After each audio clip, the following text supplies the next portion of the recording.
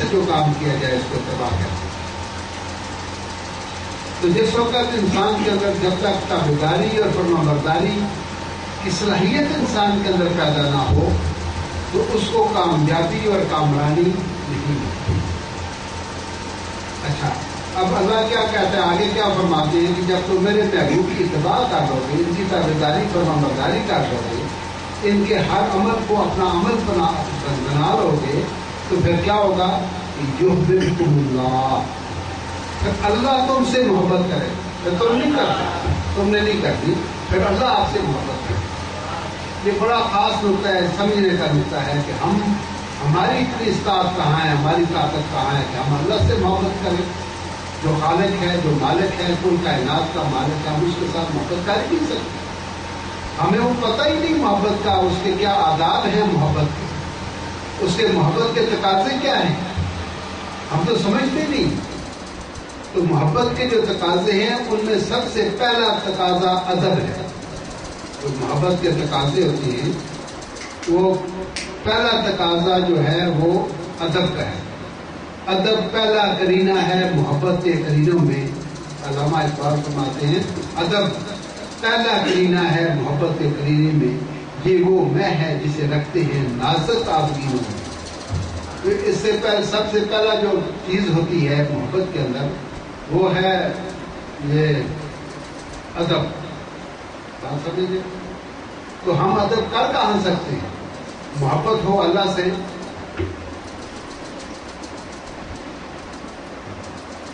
اللہ سے محبت کرنی ہو اور اس محبت میں ادب ہم کر ہی نہیں سکتے۔ اس لیے اللہ کی مہربانی یہ ہے اور اللہ کی کرم نوازی یہ ہے کہ اللہ فرماتے ہیں نہیں بندے پھر تم نے مجھ سے محبت نہیں کرنی بلکہ میں نے تم سے محبت کرنی ہے، جو یحببکم اللہ، میں تم سے محبت کروں۔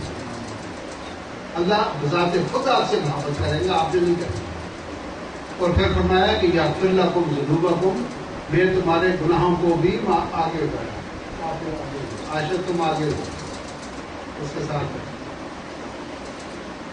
تو پھر کیا ہوگا کہ اللہ سبحانہ وتعالیٰ خود محبت فرماتے ہیں۔ اور جس وقت جس سے اللہ سبحانہ وتعالیٰ محبت کرنے لگے پھر تو معصوم عن الخطا ہو جاتا ہے۔ اس لیے فرمایا کہ یغفر لکم ذنوبکم، پھر میں تمہارے گناہوں کو بھی بخش دوں گا، معاف کر دوں گا، تم بالکل معصوم ہو جاؤ گے۔ جیسے ماں کے پیٹ سے بچہ پیدا اس میں معصوم کہتے ہیں، اس لیے معصوم اسی لیے کہتے ہیں کہ اس سے کوئی گناہ سے رد نہیں ہوتا، گناہ کرنے کے قابل ہی نہیں، اس لیے کہا کہ وہ معصوم ہے۔ تو جس سے گناہ معاف ہو جائیں، جس سے گناہ دھل جائیں تو اس کو معصوم عن الخطا کہتے ہیں۔ پھر اس کے اوپر کوئی بات رہتی نہیں، پھر اس کے ساتھ پھر اللہ سبحانہ وتعالیٰ اس وقت محبت کرتے ہیں جو مطلب نیٹ اینڈ کلین، پاک اور صاف ہو جاتا ہے، اس وقت پھر اس کے ساتھ اللہ محبت کرتا ہے۔ تو اس میں ضروری چیز میں مطلب کیا، بات کیا آئی، اس کے اندر نقطہ کیا ہے؟ میں نے پہلے جو آیت پڑھی ہے کہ ان کنتم تحبون اللہ، اگر تم اللہ کی محبت چاہتے ہو تو فاتبعونی، میرے محبوب کی اتباع کرو۔ تو شرط یہ ہوئی، اللہ کی محبت کی شرط یہ ہے اتباع رسول۔ سمجھ آ گئی کیا شرط ہے؟ اتباع رسول، اللہ کے محبوب کی اتباع کرنا، ان کی اطاعت کرنا، ان کی تابعداری، ان کی فرمانبرداری کرنا۔ تو جب یہ ہم کریں گے تو پھر اللہ کی محبت ہمیں حاصل ہو جائے گی، اللہ کی محبت ہمیں مل جائے گی۔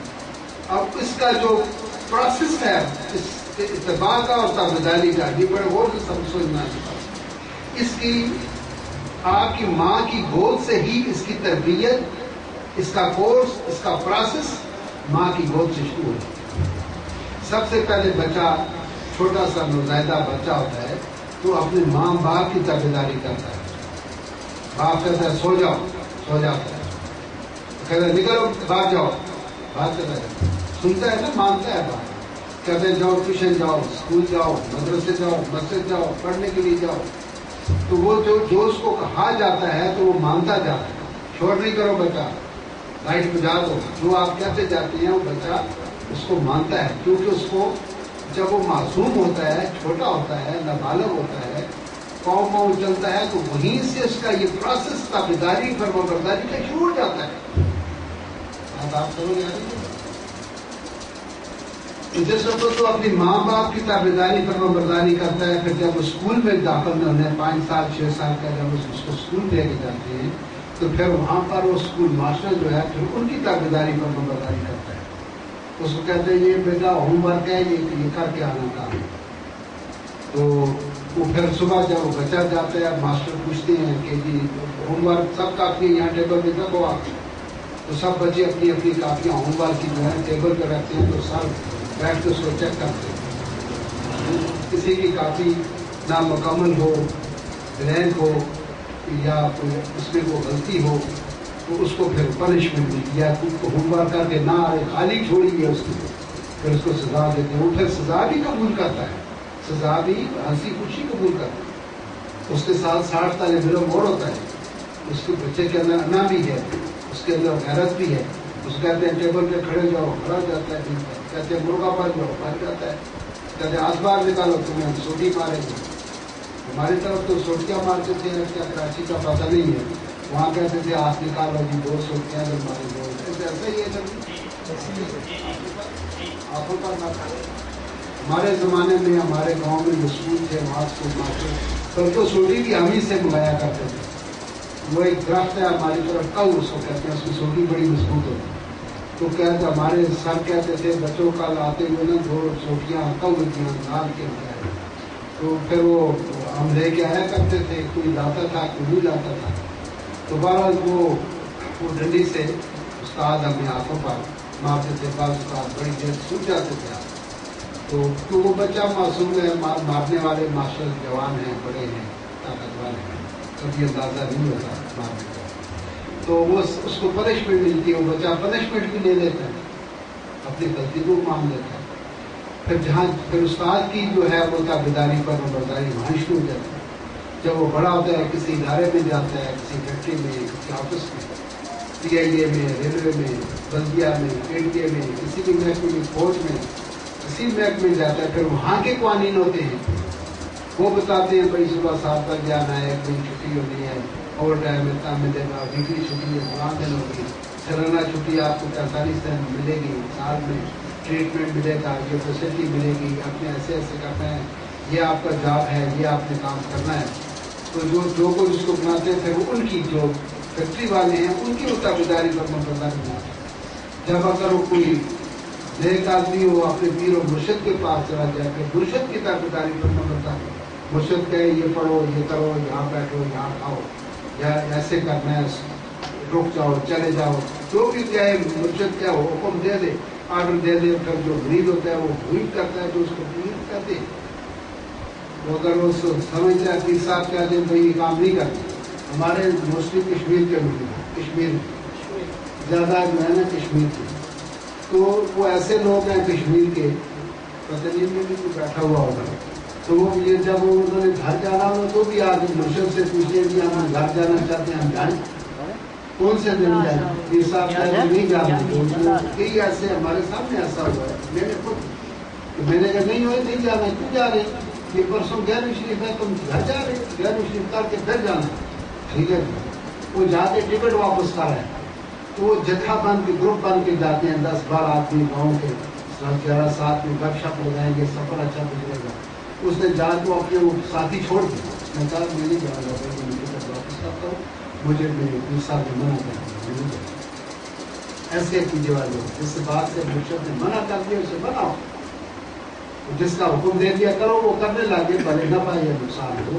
یہاں پر پھل فروٹ کا کاروبار کرتے ہیں یا کپڑے کا کسی قسم کا، پہلے ہم سے آگے پوچھتے ہیں. اس سب میرا خیال ہے کہ قرضہ بہت ہے، یہ ختم نہیں ہوتا مزدوری سے، تو کوئی تھوڑا کام دھندا کر لوں، شاید میرا قرض وغیرہ ختم ہو جائے.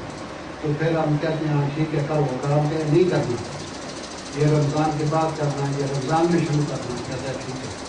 اس کو ساتھی کہتے ہیں شروع کرو یار. تم کہتے تھے میں یار کیلے کا کاروبار کروں گا، فروٹ پیڑ لگاؤں گا، کرو نا.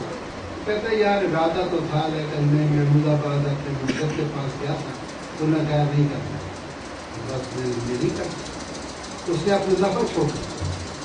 پھر وہ جب ہم لوگ ان کے گاؤں میں جاتے ہیں سال میں تب وہ یہی بیٹھے ہوا ہے کشمیر سال میں مظفر آباد. تو وہ پھر وہاں وہ انتظار کرتے ہیں کہ ہمارے پیر آئیں گے، مرشد آئیں گے، وہ ہمیں جگہ بتائیں گے، پھر ہم مکان بنائیں گے۔ وہ پھر کہتا ہے پیر صاحب میرا بچہ جوان ہے، اس کی شادی کرانی ہے، مجھے ایک مکان کی ضرورت ہے، تو آپ بتائیں میں کون سی جگہ کہاں بناؤں، کب بناؤں، کیسے بناؤں؟ وہ پھر پیر صاحب کہتے ہیں چھوٹی سے جب نشان لگا یہاں بناؤں۔ اچھا جی کب شروع کروں؟ وہ کہتے ہیں فلاں دن اس کی بنیاد رکھو، وہ اسی دن رکھتے ہیں۔ یہ سمجھے؟ تو یہ کشمیر کے لوگ بخشے ہوئے لوگ ہیں، یہ کہتے ہیں اوپر اللہ ہے نیچے اپنی مرشد، اللہ اللہ ہے، وہ کسی چکر میں پڑتے نہیں ہیں۔ کوئی بھی جو بات مسئلہ ہو تو آ کے اپنے پیر و مرشدوں کے ساتھ ڈسکس کرتے ہیں، وہ ادھر ادھر نہیں جاتے۔ تو کہنے کا مطلب یہ ہے کہ وہ اتباع جو ہے وہ پہلے ماں باپ کی ہوتی ہے، پھر اساتذہ کی ہوتی ہے، پھر اپنے پیر و مرشد کی ہوتی ہے۔ یہ جیسے وہ والدین سے آ کے پیر و مرشد تک چلی گئی، اساتذہ تک چلی گئی، فیکٹری کارخانے والوں کی چلی گئی، یہ اتباع چلتے چلتے آقائے دو جہاں تک پہنچ گئی۔ تو جس وقت بندہ آقائے دو جہاں کی تابعداری فرمانبرداری میں آ جاتا ہے، حضور کی اتباع میں آ جاتا ہے، تو پھر وہ اللہ کی تابعداری اس کی اتباع میں چلا جاتا ہے۔ یہ مرحلے یہ اتباع کے تابعداری کے مرحلے ہیں جو انسان کے پیدائش سے لے کے آخر وقت تک اس کے ساتھ چلتے ہیں۔ لہٰذا بچوں اللہ کے محبوب کی اتباع کرنی چاہیے، اپنے بزرگوں کا ادب و احترام کرنا چاہیے، جو روایات ہے آپ کے بزرگوں کی ان پر عمل پیرا ہونا چاہیے۔ مثلاً میں ایک بات بتاؤں کہ پہلے تو ہمارے پاس اللہ کے پاک کلام قرآن مجید ہے، کوئی بھی ہم کام کریں تو پہلے قرآن پاک کی طرف رجوع کریں کہ آیا اس کے اندر کیا حکم ہے یہ کام کرنے کا۔ اگر وہاں سے آپ کو مسئلہ نہیں ملتا تو اللہ کے محبوب کی جو حدیث سے واقع ہے اس کی طرف رجوع کریں۔ جس طرح اپنے بچی کی شادی کرنے آپ دیکھیں گے نا، حضور پاک کی بیٹیاں تھیں تو انہوں نے فاطمہ الزہرا کی شادی کیسے کی تھی، تو سارا احوال ان کے کتاب کے اندر موجود ہے۔ لہٰذا آپ ایسے کریں جیسے حضور پاک نے کیا۔ اور اگر آپ حدیث کی طرف رجوع نہیں کرتے، قرآن کی طرف بھی رجوع نہیں کرتے، تو پھر اپنے والدین سے پوچھیں۔ اگر آپ کے والدین نہیں ہیں، دنیا سے چلے گئے ہیں، تو پھر آپ خود اپنے دماغ سے سوچیں یہ جو کام میں کرنے والا ہوں، اگر میرے والد زندہ ہوتے تو میرے اس کام پر خوش ہوتے یا خفا؟ آپ کو خود اندر سے جواب مل جائے۔ آپ کو سمجھ لیا ہے کہ میرے والد خوش ہوتے تو کام کر دیں۔ اگر آپ کو یہ محسوس ہو یار نہیں میرے والد صاحب کے سامنے مجھے یہ رکھتا تو بڑے ناراض ہوتے، مجھے گھر سے نکال دیتے، مجھے واک کر دیتے، یہ کام تو والد صاحب کو سخت نہ پسند ہوتا، تو بچوں وہ کام نہیں کرنا، اس کام سے بات آ۔ تو اپنے بزرگوں کے نقش قدم پر چلنا اور اللہ کے رسول کی اتباع کرنا، اس میں آپ کی کامیابی ہے، کامرانی ہے، اس میں اللہ بھی راضی ہے، رسول بھی راضی ہے، والدین بھی راضی ہے، سارا جہان راضی ہے۔